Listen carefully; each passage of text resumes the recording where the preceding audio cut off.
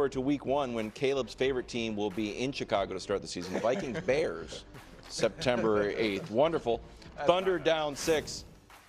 Brew, I thought this might be a hot take. Probably too hot. Too hot for TV. Uh-oh. Shot of the game. Well, it's too hot. It's quite obvious what the shot of the game But was. I thought Halliburton's shot was going in. I was like, what is Nembhard doing? No, Nembhard was in his bag in that fourth quarter. It's also against SGA. He's like, I'm going to cook you up right here. And it was a 6-point swing because Jalen Williams had missed the 3 at the other end to put up the would have put up 9. Right. Then he hits that one to cut it to 3. Huge moment. As confident as he looks on that move, they're going to be even more confident in game 2. It's a great That's take. the thing. Think about that. If this missed, I was like, unforgivable miss. Who are you to be dribbling like that, right? He was on fire. I thought he played amazing. Wonderful. Royals up 5-3 on the Cardinals. Bobby Witt Jr. catch of the year. That's outrageous. That is nice. He's pretty good. Now that Nick is not here, I will tell you. You can actually. He is an amazing baseball player. Kansas City It wouldn't have even made the show if Nick was 7-5. That's big of you to admit. They're 33-30. Weird. So get this. Rays are down 1 with the bases loaded. Oh, no big deal. Ground ball to second. This should be an easy out. Nope. 1 run scores, 2 runs score. Little league. Yes. This was a walk-off ground ball to second base that scored 2 runs to end the game. I've never seen Josh Smith tries to field this. All of a sudden, he's at second base. Not great. Wow. Rays win it. Throw the ball. But he's confused. He doesn't know what's going on. Nobody was at first. No one's at first, but throw the ball home. Final wonderful Spain, France. This is goal number 2 for Yamal.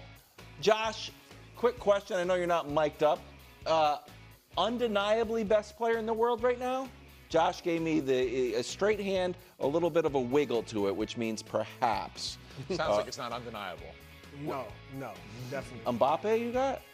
No, it's Yamal. I'm going to say it's Yamal. Spain take a 5-1 lead here. Then they almost lost it, but they end up winning. They advance to play Ronaldo in Portugal. That's Sunday. You know he's only 17. He's amazing. It's incredible.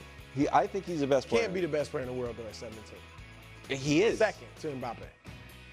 You can be the second best player in the world at 17, but not I first. think he's the best. That's a rule? That's a rule. Okay, I know the rule. Second best odds for Ballon d'Or. Who's got the best odds for Ballon d'Or? Give me the sport where a 17-year-old's been the best ever. Cooper Flag, 17. He was the best in NCAA. No, he ain't the best in the world. I don't know. He's pretty good. I think soccer, Pele was best in the world young.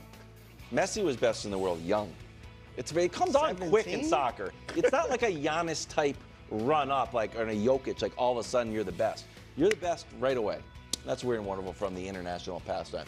SGA, 38, missed his final shot, which was shot number 30 on the night. Danny didn't like that. Too much high usage rate. Parkin's not a fan of, we learned in the meeting. Thank you. So here's SGA post-game talking about the end of the game. Thought I got a pretty good look. Felt good. Didn't go in. And then they got a look and it went in. I don't know. Basketball, ups and downs. It is what it is. You can't do anything about it now. Just got to be better for next game. Okay, Brew, was it a good or bad sign that SGA had almost 40 in the Thunder loss? Well, I will say this. It's a good sign, his demeanor in the press conference. He's just even keeled, man. He doesn't look shaken or shook or, even you would hide it if you were. Mm-hmm. But he doesn't, he seems fine. But not a bad sign at all. Like, the dude had 38 points. And I know Danny brought up he took 30 shots. 14 for 30. That's basically 50%. I'll take that. And here's the thing, Danny. When he shoots 25 or more shots a game in the postseason, they're 5-2, including last night. So 5-2. Well, you could do any split of anything with them in the postseason, and they're going to have a good record, or the regular season. Well, but it shows. But best when team in the NBA. some series they lost games when he took fewer shots, and like him being a high volume shooter isn't a problem for them, especially when he's near 50%. But to me, he just didn't get help. Like, the only thing you could fault SGA for, he missed the last shot. And I'm not faulting him for that. That tough shot, good look, but it didn't go in. He didn't get help. Jalen Williams was 6 for 19. Correct. Now he had 17 points, but 6 for 19. Chet Holmgren was 2 for 9, 6 points, 6 rebounds. Maybe because he was playing different because he wasn't next to Hartenstein for a lot of the night. But whatever the case, the other two members of their big three did not help out SGA. And so that was the problem. The bad signs to me, because there are a couple. Bad signs for OKC. You got out-rebounded by 17 against a team that doesn't rebound well, the Pacers. And 2, you forced 25 turnovers and only had 11 points off those turnovers. So those are the bad signs. But you forced them into 25 turnovers and lost. That doesn't look good. So listen, I'm a huge Shea fan. I thought he should have won MVP. Was glad that he did. I know how the Thunder play. Picked him to win the title before the year. I still think they're going to win the title. So I don't think that anything out of last night's game is like the new trend. That's a weird game. That's an outlier game, right? The one lead that the Pacers have comes with 0.3 seconds left. What you just mentioned, you forced 25 turnovers. You're scoring more than 11 points. Historically, showed that earlier. It hasn't happened in 8+ years to score that few points off the turnovers. But when Shea only took 30 or more shots in the regular season 3 times. He scored 40 in one of them and more than 50 in the other 2. So he only had 3 assists, which is his lowest of the playoffs this year by far. His previous low was 5. This is an eye test thing. They played a lot of one-on-one basketball last night. Jalen Williams, it was like, all right, dribble. Okay, pass it off. Now I only have 7 seconds left on the shot clock. Force a bad shot. And Shea made a lot of his because he's an unbelievable shot maker. But so much of what the Thunder do is they get really high percentage shots from everyone. And some of it is it's a make or miss league. Jalen Williams misses a wide open 3 in the last 2 minutes. What are you going to do? You'll take the look. Lou Dort misses a wide open 3 in the last 2 minutes. What are you going to do? You'll take the look. But there was just a lot of isolation ball from them last night. And I think, again, some of that you have to give the Pacers credit for. It's a double-edged sword. They have an awesome basketball coach in Rick Carlisle, who I think surprised them in how ready they were for what Oklahoma City wants to do in terms of pace. So it's not about Shea necessarily being bad. He's a great scorer, and I think that you'll take that 14-footer from the left side of the lane, and you'll trust that he's going to make that more times than not. It's just that their offense didn't look right last night. And the Pacers' defense is not that good. Right. So the gambling point, but the over-under in that game was 230. It went under. It was 221. I expect the Thunder to be able to score 120, 130 in this game. And I thought it was a slog for them to get to 110. Brew, you mentioned that you felt confident in watching Shea's demeanor post-game. Pressure on Thunder. High, low, somewhere in the middle for game 2. The pressure's high. Now, whether they feel it or not, I don't know, but the pressure is high. And I wouldn't say the series is over if Indiana wins and is up 2-0. So they've won the first 2 in every game, in every series. Yeah. I mean, the Thunder have gained my respect throughout this postseason and the regular season. But one of the things when they going into this series, and I've felt it too, but going into this series feeling so great about them, we weren't really mentioning, us and other people, that Denver gave them all they wanted. Yeah. A very flawed Denver team that in Game 7 was just injured and banged up with Gordon and Porter Jr. And they gave them all they wanted. And so they're not invincible.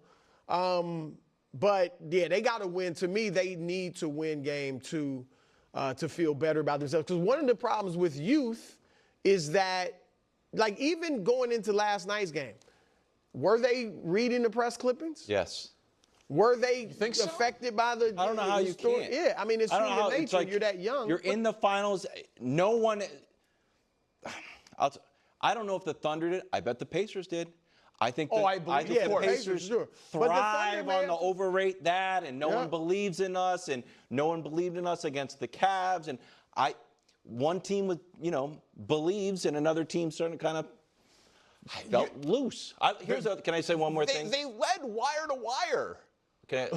I don't look at not quite wire to wire. yeah, sure, fine. Do you think, narrative-wise, and you did the show this morning, and I haven't seen this come up, I am surprised that sports media overall has taken Halliburton's shot and be like, Pacers are amazing, Halliburton is historic, we just saw an iconic finals game, and I mentioned it briefly, no one's like, Thunder choked this one away.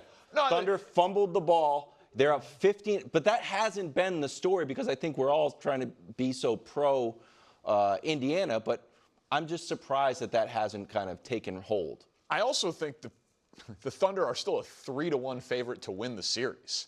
I don't think anyone thinks the Thunder are in any real jeopardy of losing this thing. And for every comeback, there is a choke, right? Those two things go hand in hand. So it's just but I just haven't seen it, though. It's weird that we're not really like, we didn't discuss it. We're like, no, man, it's just Halliburton. It's just the Pacers. Because I think it's also you add it up.